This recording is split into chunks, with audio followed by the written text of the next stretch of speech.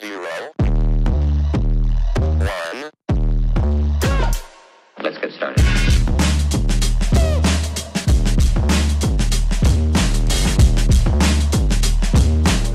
Welcome to another episode of the Black and White United Show. I'm your host, Andreas. Thank you for tuning into my YouTube channel. There's a few things to talk about tonight. Obviously, pre-season has started, which is awesome. So we start to see the last couple of days the guys coming in to train. So pretty much the first to 4 year players are in, and also some of the senior guys are coming back early, which they tend to do every year, but it's really good to set the example. And we got to see Tim Membry, Dan Houston, and we also got to see, who's the other one, Harry Perryman, in the colours training, which is awesome. So they look like they had a pretty decent hit out. But we've got news with the fixture, and there's gaps in the fixture, time trials and everything like that happen. So let's just go straight into it.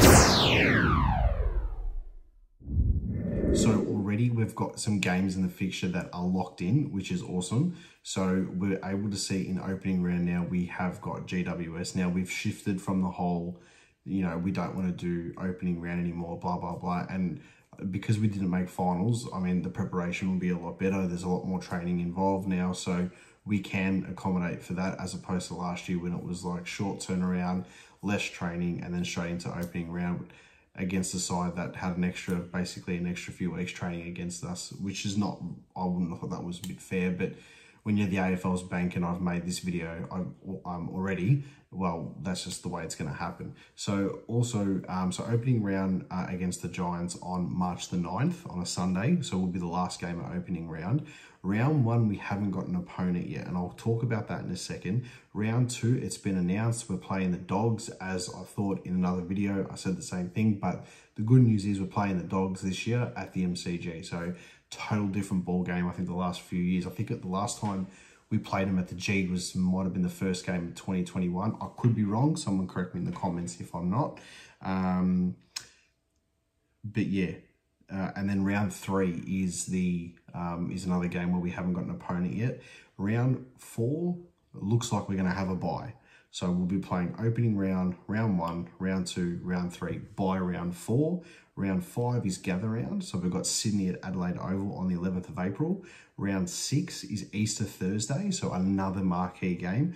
We've got the Lions up at the Gabba, the Easter Thursday game, that's the 17th of April. And then we've got round 7, which is Anzac Day, which will be the game against Essendon on the 25th of April. So that's our home game at the G. Now, we're basically playing 4 top teams in the first...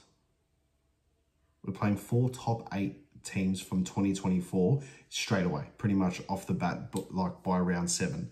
So who are we going to get in rounds 1 and 3, which are the vacant ones at the moment? I'm hoping that we play against maybe like a St Kilda, a North Melbourne, potentially a West Coast. We're travelling obviously away the first game, so you'd assume that the round 1 game would be a Melbourne game, whether we're the away team or the home team. I would say that would be a MCG game, a home game. And because it's our first home game of the season, we'd likely draw a bigger opponent. It's not going to be Carlton. It's not going to be Richmond because they're playing their game. It obviously won't be Essendon because we play them on Anzac Day. It potentially could be a Hawthorn. I've just got this feeling it could be a Hawthorn. We get them fairly quickly. A few years ago, we played them like earlier on during the season. I think in 2018 we played them in round 1, I think it might have been. So, you know, there's a whole different bunch of variables there, but I mean, it's locked in already by round 7. We're playing, which would be 8 games. We're playing 4 top 8 teams from 2024. So, you know, we're knocking them off pretty quickly, which I've got the feeling that means that we're probably going to get a team like a North Melbourne, a Gold Coast, a Richmond, potentially twice next year. So, because those games are already taken up now. So we'll see how we go. So already we've seen that we've got some guys back at training, like I mentioned earlier on in this video. So the 1 to 4 year players came in. They came back on Monday. Today was one of their main hit outs. I think they've got another main hit out on Thursday or Friday, I think it is. So, but it's good that we're starting to see some older players. We had Howe, we had Sidebottom, Coxie was in there, Billy Frampton was in there. So these guys have come back. I also saw Ash Johnson in some of the clips that people have posted. He was at training as well. Now, the winner of the first 2K time trial was Jacob Ryan. Now, I said in a previous video about players, you know, breaking into the side and stuff like that, Jacob Ryan could be a weapon. I remember I spoke about Jacob Ryan with Cass on Pies Footy. Oh, geez, that was a couple of months ago now. The time goes quick. But I said, like someone like Jacob Ryan, I got that feeling like he can just bust into the team something shocking as soon as he gets his chance. He's up there with like the Ed Allens. I'm going to throw Harry Di Mattia in that as well. I think they're the type of players that once they get their opportunity, it's going to be very hard to take them out. Now, I'd be happy to see someone like them get a shot over like a side bottom or any other senior player that, you know, isn't finding enough form. With that being said, I still think Sidey's in our best 23 as I posted in the last video. So that's my take on that. Now, also the feedback that I've gotten from my best 23 in 2025 or my best starting, look, it was a mixed reaction. Most of the reactions were, hey, that's pretty good, blah, blah, blah. There was the main one was the whole Tom Mitchell as emergency. Now, I've gone back over it and stuff like that. And the only way that at the moment, and I'm going by form from last year as well, but the only way that I can sneak him into the team is if you potentially take out Mason Cox. But I still think the Cox-Cameron combination for the ruck is the most deadliest in the AFL. Now, that's me obviously being very biased, but as I've said, there's a premiership there to back it up. So that's my take on that. I have gone back over it a couple of times over the last 3 days, and I've tried to. The other one I've thought is maybe putting Beau McCreary as the sub and having Hoskin Elliott as a main player on the bench. And then my other one was having Mitchell in and then putting Hosky as an emergency, which that sort of freaks me out because I thought he was really good during the season. So it's hard. You don't want to be a selector at Collingwood. Now, we know that we're Collingwood. Touch wood, this doesn't happen, but every pre-season we get an injury.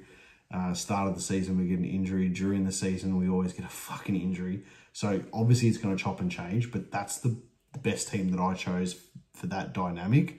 And the good part is there's so many gun players that are missing out, which would walk into other sides, especially like bottom 8 teams. Like you look at Richmond, St Kilda, North Melbourne, West Coast, even Fremantle, and they're looking pretty good too at the moment. Like that, some of these players would walk into those teams and be a mainstay.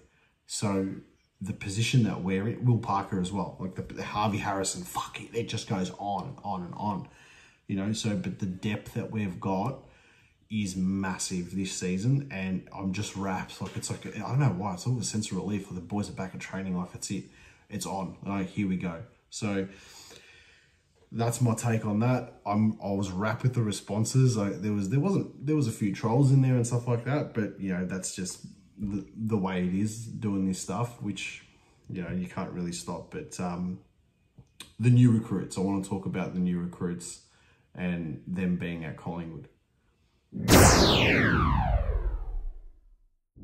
So Perryman, Houston and Membry are training. They're with the senior guys. They've come in, obviously, like you could consider them first year players at the club. So it's good that they've come in. But fuck, how good was it seeing these boys train, wearing the colours, you know, getting into it.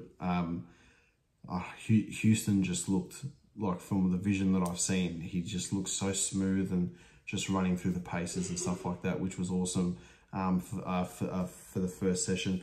I would love to see how they're all going to go together when the senior boys come back in. Like, it's going to be awesome. I'm definitely going to get down to some training sessions earlier on during the season. So, and work actually allows me to, because I've got some job sites around the area there, which I can go to, and I can actually take some footage, which will be pretty good.